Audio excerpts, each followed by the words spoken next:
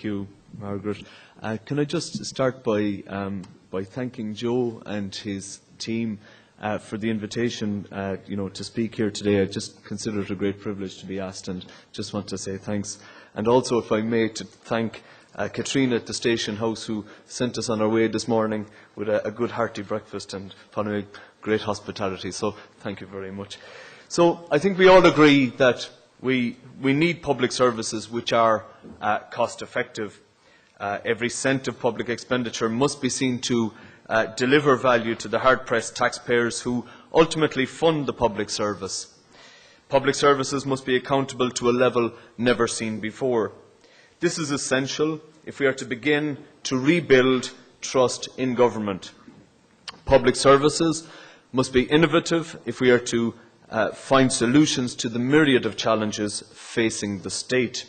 And public sector modernisation is a necessity and must form a central plank of any strategy to rebuild and renew not only the economy but this great republic. Labour believes government to be a positive force for the common good. Labour views government as a means of creating the overarching framework which supports the development of a caring and compassionate society, one which provides a safety net in tough times and a help on the ladder of social mobility at all times. And paradoxically, this means that Labour has a far greater interest in public sector reform and modernisation than any other party. We argue that government and the public service are part of the solution, and this places a certain onus upon us. Government matters now more than ever. There is no room in a crisis for the continuation of the business as usual paradigm. This applies to politics, the private sector, and in the delivery of public services. We all need to raise the level of our game. We fully support the principles of the Croke Park Agreement and the desire to provide a framework within which greater efficiency in delivering for the citizen can be secured. The restoration of trust can provide a basis for confidence about pay levels and security of employment in the public service for the future. The devil, of course, is in the detail, and it is implementation of the agreement which will prove whether the principles are brought to life or not. In 2010, government in Ireland will spend approximately 58 billion, of which 22 billion will be borrowed. Roughly 35% of government expenditures will be on the salaries and pensions of the 360,000 people who work in the approximate 572 departments and agencies. And I say approximate because we don't really know for sure how many there are. Government in Ireland is big, complex, and its mission is critical to each and every citizen in this country. Government in Ireland is the largest, the most complex business in the country. Not only does it provide services for its citizens, it also provides the vital framework of laws and regulations without which business and indeed civil society could not function. But, and there's always a but, we must accept that failures in the public service, and in particular in those agencies regulating financial services, were a contributory factor to the financial crisis which has nearly destroyed our banking system. And this is why, perhaps on occasions like this, we need to take on board the things that people like Don Tornell is saying about the idea that perhaps a reform of the legislation such that, in certain circumstances, sanctions may apply to those people who are not performing to the best of their ability. And let me be diplomatic in the language that I used. It's clear to us that the performance of the regulator as a public servant was clearly and utterly bereft of any proper scrutiny. And we didn't have light touch regulation, we had no touch regulation. This allowed the development of a fiscal tapeworm that was and is Anglo-Irish Bank. And at the foundation of the state, we inherited a civil service free of corruption, an inheritance which made the task of nation building much easier than it might otherwise have been.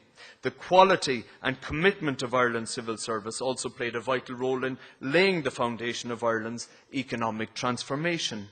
But now the problems facing the public service tend to be problems of systems failures rather than poor quality of personnel. We are fortunate to have a public service staffed by people with talent, imagination and commitment, but the system too often ignores the talent, stifles the imagination and does not value the commitment of its staff. Over time, it has grown in response to public demand or public need, taking over functions from the church, from the family, and indeed inventing functions never seen before. In doing so, it has adapted to changing demands by creating new departments and agencies and adapting old ones. And in the words of one senior civil servant, to quote, if you wanted to design a government from scratch, you would not end up with what we have now. And there is absolutely no doubt that the quality of service in Ireland has improved in many areas, and these have been elucidated. One of the main aims of the Public Service Modernisation Programme has been to improve the quality of the service. There have been many successes, notably the Revenue Commissioners, the Department of Social and Family Affairs, or Social Protection as it is known now, the Passport Office, notwithstanding the more recent difficulties, the Department of Agriculture and Food, the Motor Taxation Department of Dublin City Council, for instance. But government is not just about service delivery to the public, it is also about the delivery of services within government, such as procurement, financials, payroll, expenses, HR and IT. These services need to be delivered effectively and cost efficiently. There is strong evidence, for instance, that this is not the case. Take the issue of human resources. The standard ratio of HR to staff in a moderately efficient private sector company is 1:35. In some companies, this can be as low as 1:200. In the Irish public service, this can be as high as 1:19. One complaint is often voiced by both the general public and civil servants, and that is the lack of joined-up government or joined-up thinking within government. This is due quite simply to the fact that government is very poor at internal communication. It is very difficult to get effective cooperation between government departments. And when two or more government departments are gathered together, things tend not to happen. And I've experienced this in my own brief as an agriculture spokesperson. For instance, at the moment we're working on initiatives in relation to how you can grow alternative energy crops. Miscanthus is one of the areas I have a particular interest in.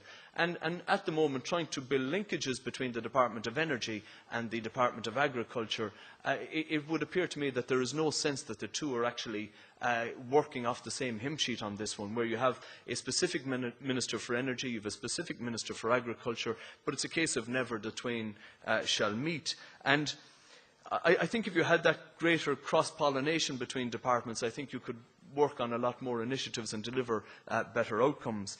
I use the word silo. I understood the word silo to be an agricultural term until I entered politics in 2007. And I looked up the word silo as it pertains to governance. I got it on Wikipedia, so you'll forgive me if the source material isn't the best, but it does explain it pretty well. This effect, the silo effect, it's described as a lack of communication and common goals between departments in an organisation. It is the opposite of, and I quote, systems thinking in an organisation. The silo effect gets its name from the farm storage silo. Each silo is designated for one specific grain. It is separate and distinct within the organisation. So, a lack of communication from one government silo ensures that ideas from other departments are not taken on board. And I think if we begin to think a bit more laterally about, how government departments interact with each other at a very macro level, where you're trying to influence political outcomes, for instance, we try to grow the agribusiness sector because we want to get more farmers growing miscanthus, so we can offset carbon, so we can develop markets for miscanthus-based products to replace coal, for instance, in residential homes. Then how do we affect that? Well, what we need is the two ministers talking to each other and having a political discourse at one level, and that filtering down so that there's a cross-pollination between the two departments. But my experience, and I say this objectively, I speak apolitically, that I don't see that the two are thinking along the same lines. And that's just a very simple example in terms of the brief that I hold as agriculture spokesperson for the Labour Party. So maybe it is time to rethink the organisational structures and think more laterally about how we can modernise them. But modernisation, as we know it, is prone to what we regard as the law of unintended consequences. In Ireland, we have the example of the Freedom of Information Act, which was a response to the fact that if questions had been answered properly in the Dáil, there would have been no need for the hugely expensive beef tribunal. While civil servants may complain about having to act as research assistants for journalists, and politicians may frown at the release of information on expenses, there has been one very real and serious unintended consequence, and that is many important decisions are now not documented, or are documented as post notes on the file and not in the file itself. Historians are now worried that an act designed to very properly open decision-making to the public gaze may in fact have the very opposite effect. As civil servants and politicians have refrained from creating a paper trail, we may not know in fact how or why certain sensitive decisions were made. For example, will we ever really know what advice officials in the Department of Finance gave to finance ministers over the last few years, if they did so mindful of later public scrutiny? So public sector transformation is not as easy as it may seem, given the nature of the beast, if I could put it that way.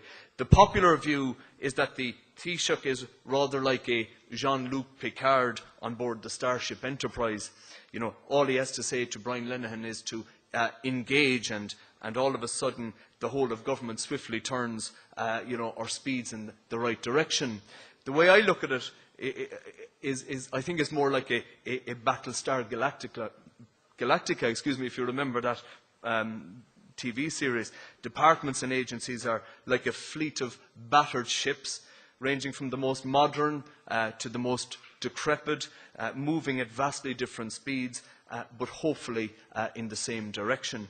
So I suppose to begin to wrap up, let me try to make what I have to say somewhat more tangible by giving even a practical case study. And I did some research. I started talking to a few people that I know who work within the public service, and made contact with somebody who did some work on the reorganisation of the General Register's Office. The General Register's Office is the government body charged with the important task of registering births, deaths and marriages. It was decentralised to Roscommon by Albert Reynolds for the imminently logical reason that Albert promised X number of jobs to Roscommon, and when they looked through all of the central government departments and agencies, only the GRO had exactly that number of jobs. Okay? So there was general agreement that the agency needed some modernisation before being sent to Roscommon. Now, this was mainly because the queues in the GRO office in Lombard Street in Dublin were measured not by how long the queue was in the building, but by how close the end of the queue was to Mahaffey's pub. Okay? So one reason why the queue was so long was because a huge number of people had to get birth certs to bring to social welfare, to claim child benefit or passports. Okay? People had to queue to get a piece of paper from one government agency to hand to another government agency. The second reason for the queues was that the legislation meant that every birth cert had to be written out by hand. If you wanted a number of copies, a clerk had to go to the original register and copy down the details by hand, and then make the requisite number of copies by hand. Okay? And this legislation dated back to 1864. So reform in the GRO meant changes in primary legislation the implementation of an IT system and major changes in work practices. But it was not without its hiccups. The computer system was designed to use 24 characters to record a name, which you would think would be, long enough for most names, but not in Cork, okay? Right? One Cork soccer fan wanted to call his son after the names of the entire Liverpool football team. So the system had to be redesigned, okay? So all of that effort was required for just one agency, but it was done. It was completed. So you can now begin to appreciate the mammoth task required to transform the way public service operates. The government claims to have ambitious plans for the transformation, and it has the website to prove it, okay? But for a start, it intends to bring in a number of very highly paid professionals from the private sector, and I would question the wisdom of doing this. I'm not sure that parachuting private sector experts into the unfamiliar territory of the Irish public sector will, in fact, facilitate change. And I think we have proof that the amount of money that we spend on consultants in this country, outside agencies, who how would I put, reinvent themselves every time the spotlight comes on them, auditors and so on and so forth. We're sick to death of reports from consultants. We believe that the grey matter, that the willingness is there within the public sector itself, I think, at this time in our history to effect some change. And we think you just need to pull out those people. They are few and far between, but they are there. You can pull them out, and those people that are willing to do it, I think you can use that grey matter and that resource that's there. It is within, and it's inherent within the sector. You just need to find it. There are people who know where the problems are and what the solutions are, and they are already within the service. We need to empower public service leaders to lead, to take risks and to drive change, but we do need to punish inertia. And the one thing that's killing it at the moment, in my mind, and this is based on my own experience. For instance, this morning I took a call from a lady who was allocated a house in my own county, for instance, and the house is unsuitable for her needs. She has a very genuine case. I have put quite a number of calls into a person, 3 calls, and I'm still waiting for a call back in relation to her needs. Now, the person that I'm dealing with within the service is a very good person, but there is a sense in which sometimes there is a sense of inertia or a lack of urgency. Or a lack of willingness there. And it's a very minute example, but you do sense that sometimes it exists. And perhaps we need to empower more people within the service to make decisions, to take a little bit of a risk, to think a little bit more laterally. If you can change that kind of culture, then I think you'll get marvellous results in terms of the outcomes. That said, public service leaders, they need to understand that bonuses are a reward for achievement and not just for turning up on the day. If we are to really drive public sector reform, I believe that we need to think big, start small and scale fast.